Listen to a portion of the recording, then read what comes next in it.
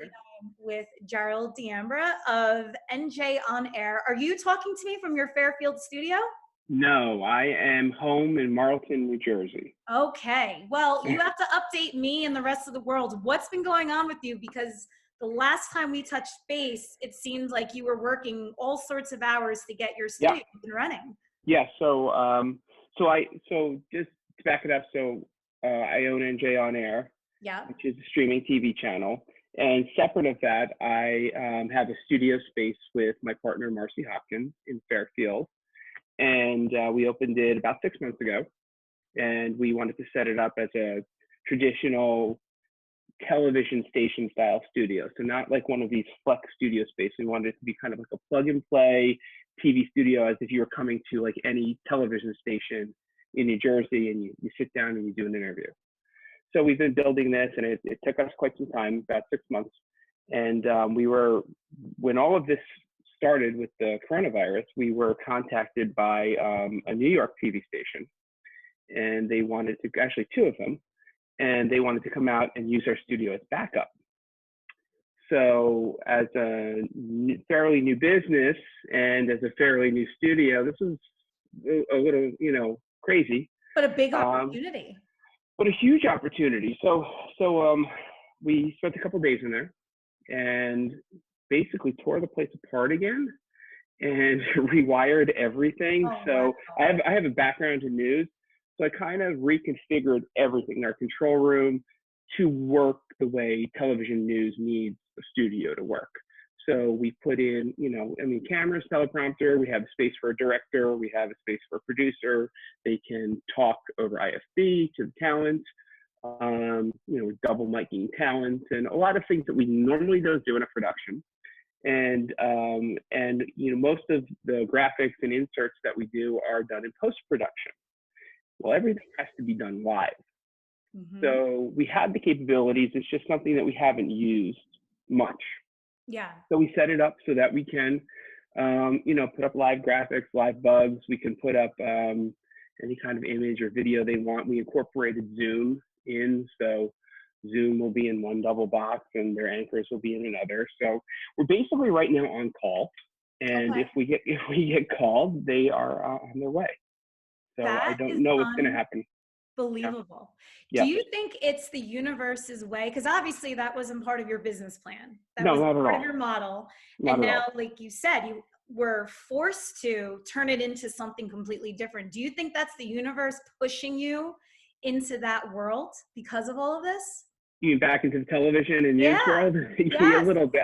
I feel like I keep getting that pull back into it. I went into TV news when I was 22, and I worked in television news in a whole bunch of different roles for a long time, and I enjoyed it a lot. But at some point, I wanted to try something else, and I'm always an entrepreneur at heart, and I wanted to create my own business, and I wanted to try different things. So I got out of it. I worked in a corporate role for a while, but I seemed to keep coming back to news in some capacity. So here I am again, back with news, and NJ On Air. We're doing some news and talk, and we did a business show together. Yes, we So did. that's considered news. So we're getting back into that, and looking to grow in that avenue as well. The streaming channel in particular, to grow in news. So that's a big focus for us coming up. And I have the background, so I'm just it's second nature to me to jump back in. Like I could go back to my old TV station, jump in as a producer like that, no problem. Or you could do a live shot, no problem. It's fun in a lot of ways. So it's not always work. No, this isn't work. What we do is not work. No, it's not. It's It's not. I mean, it can be hard work, but it's not work. Yeah, exactly. Yeah. So because you have such a vast expertise in the TV world, and you've had a lot of downtime when you weren't deconstructing your studio, just being at home watching TV. Yeah. What are the trends that you're picking up on as we navigate through this crisis? So the trends on television? Mm-hmm. Well, so one of the things that have really it's interesting to see is how many companies really don't have a backup plan. And they're forced to, and forget about the on-air content. And I'm really haven't been paying a lot of attention to the on-air content. What I've really been paying attention to is what are producers and news directors and executive producers and people who run talk shows and run news organizations, how are they changing the industry right now? And one thing in particular, I have a lot of friends who still work in news, and line producers. And if you don't know what a line producer is, it's the person who sits in the control room and times out the show and changes the show while it's live. They're working from home. Wow. They're putting shows together from home. The writers are writing from home. Unheard of when I was doing this. Completely unheard of. So the industry is changing, and people are realizing, well, we don't all need to be sitting in this big newsroom together to be effective and to put on television. And then there's shows like Rachel Ray show. They're doing it from her house. Ryan and Kelly are trying to figure out, they're posting all this stuff online, trying to figure out how are we going to do all of this from our house and talk to each other and make it look good. Mm-hmm. And so no one really ever thought they would have to go this way. But now there's this huge, really market that's going to open up now in remote television and remote reporting and remote hosting. And I think there's a big opportunity happening. And I think that's going to be a huge trend coming up. You know what I've noticed, and this is more of a vanity thing, how many of these pundits and TV people that are reporting from their homes, they have no idea how to set a shot. Mark Cuban, take Mark Cuban. He's on a highly successful TV show, a billionaire entrepreneur. I watched an interview with him today. He was holding the camera like this. I know. I'm like, with bad lighting, and I'm because really? Everyone's used to just taking the phone and doing this, and who cares what I look like on FaceTime because I'm talking to my friends. But now you're broadcasting. And one of the things I was surprised about is, I was watching Al Roker, who's doing the Today Show from home, and it's amazing he has no equipment. Because why would Al Roker ever need to set up a camera and a tripod or anything? But now the thought may be, well, maybe someone like Al should have a camera and have an IFB at home and be able to have some kind of control surface to access his weather. And they were able to, set something up with his laptop and everything, and they figured it out. But now it's like, wow, a small investment. We could have a little studio kit sitting in his closet ready to go. Exactly. And, turn it on if you need to. And now it's like, if someone like that's not feeling great but can still go on, well, why can't he go on from the house? Yeah. What's the difference now? So maybe if he's feeling like he's coming down with something, why put the backup in? Just let Al go from the studio in his house, and no big deal. Yeah, exactly. Give him good mics and everything, and who cares? Now, do you think he's a one-man band, or do you think a producer went there to help him set it all up? No, I think he did it by himself, because he's one of the people I follow in news, and he had a self-quarantine. He had to, and someone else from the Today Show when they were setting this up. So they can't send anyone else to his house. He was by himself. So he's there figuring it out himself, and he figured it out. Like, it was a great thing. And everyone else is doing that too. I mean, I was looking on, I follow Gelman from Ryan and Kelly. Ryan and Kelly, thank you. Yeah. They had so many names. And he's taking pictures of how their tests and all their Skype shots, and they're trying to use Skype. And there's so many other solutions out there, but it's like everyone is just at the point, well, let's test this thing out and see if we can do it. It's crazy. Maybe these shows are actually, instead of constructing family room sets, these shows will be done from actual living rooms, right? Well, it's funny because NJ 101.5, their weather guy, Dan Zero, he actually, they are really ahead of everything, because when he took over there as the chief weather guy, they set him up with a studio in the basement. So he has like a little basement closet with some soundproofing and microphone, and he could do everything, as far as I know, everything from there that he could do in the studio, because if there's severe weather, he's their only weather guy. He needs to jump on at night or on the weekend or something, and he doesn't always have to drive into work. It's a great idea. And really, I think this industry should, recognize that, their people work hard, they work long hours, give them the tools that they need to be able to effectively do their jobs from anywhere. And for a lot of people, like, I can't believe newsrooms still share computers. So if you're on the morning shift and do the morning show, someone at the night shift was using the computer before you. So that's not going to fly anymore. No. It's time for everyone to have a laptop. And then if there's breaking news, you put out a call, who can jump on and help write? I mean, think about how effective like a newsroom could be if everyone had access from, wherever they are. Exactly. So, yeah.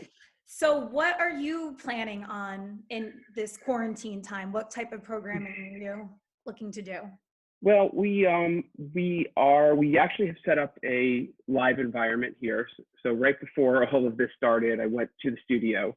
I brought a whole bunch of equipment home, loaded the car up. I said, we're going to set up a little environment here just in case.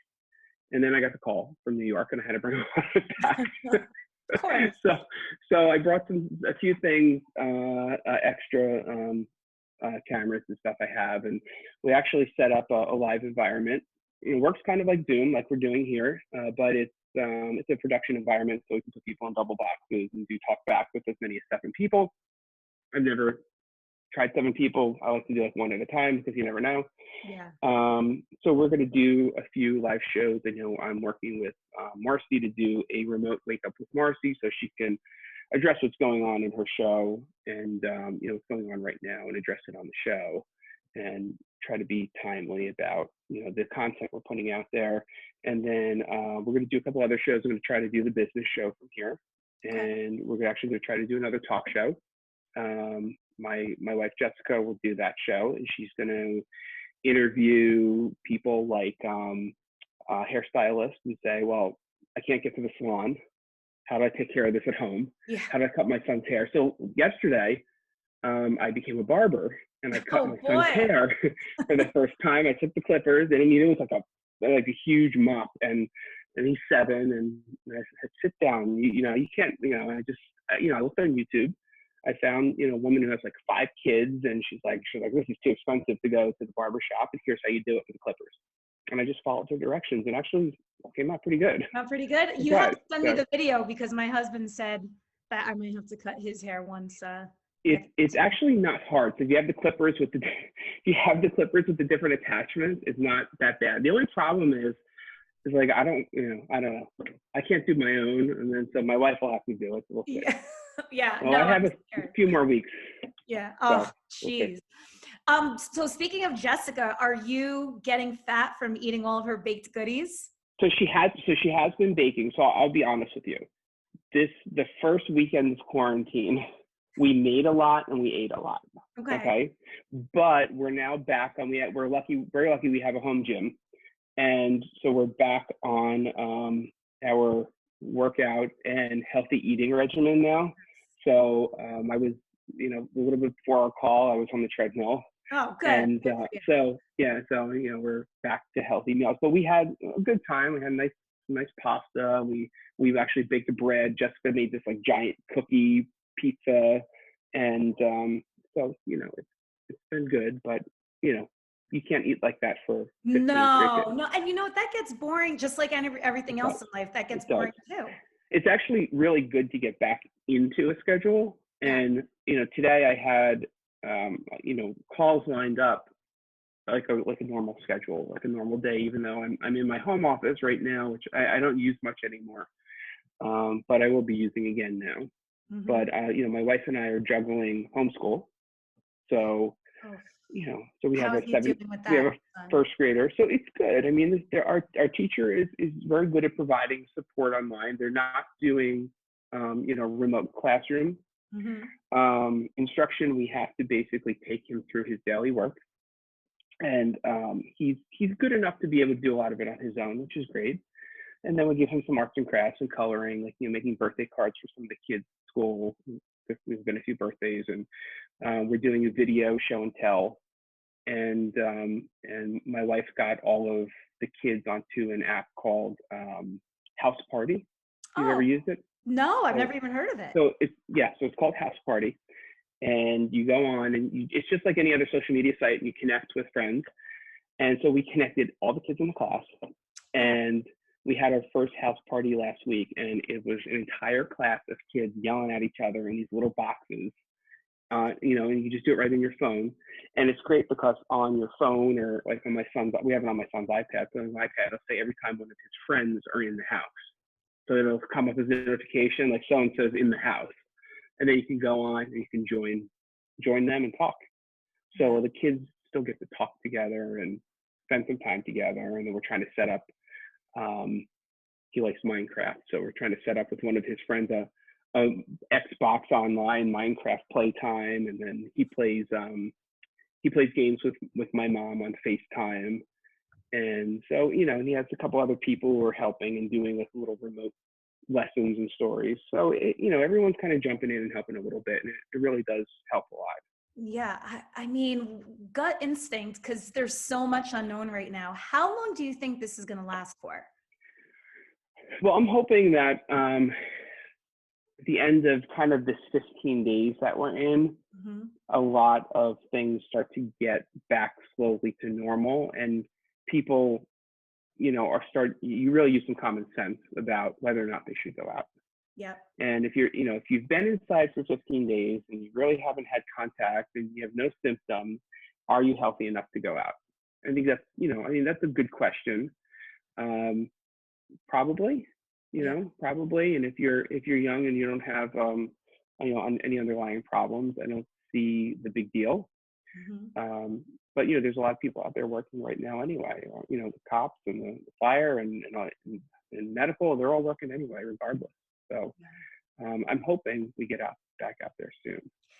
It's just so scary. People that I've talked to, people that too, that have spent years, decades building their businesses, and in a matter of moments, gone.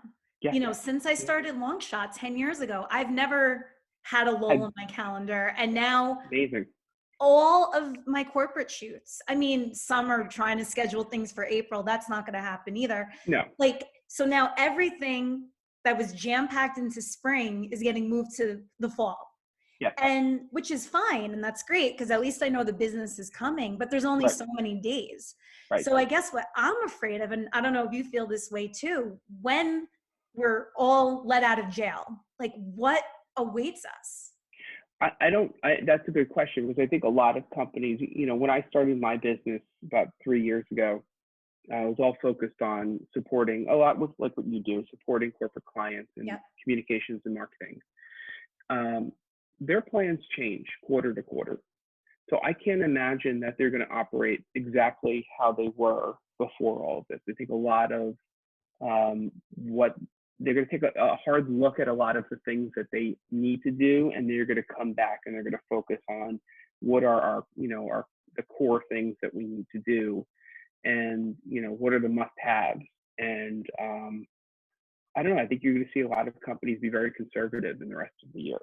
I don't think they're going to come out spending like gangbusters. I think they're going to be conservative, and they're going to look at getting back to a new normal. Yeah. I'm hoping next year is going to actually be a better year. I hope so. I mean, anything is better than 2020 at this point. We haven't had a year like this in a long time. And the economy has been so good. I've been really optimistic with everything. Yes. And no one saw this coming. No. I mean, it's crazy. I never would have thought, if you would have asked me a year ago what could slow down the economy, wouldn't even be a blip on the radar. I know. No, nothing. You fear terrorist attacks, not especially after 9/11 or like a Hurricane Sandy. Yep.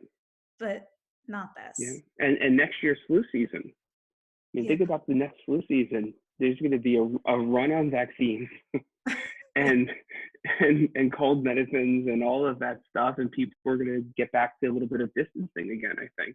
Oh boy. Well, Gerald, a big cultural change. Yeah. Well, if we don't have to shake hands anymore, I'd be happy with that. Yeah. Because I don't like that practice anyway. So that's all right. So Gerald, where can people find out more about you? More about me. The best place to find out about me is to go to LinkedIn and just search my name.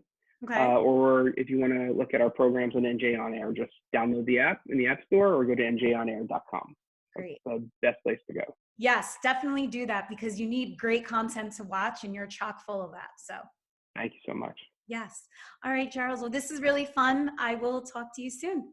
All right. Thanks. All right. Happy quarantine. You too. Bye. Bye.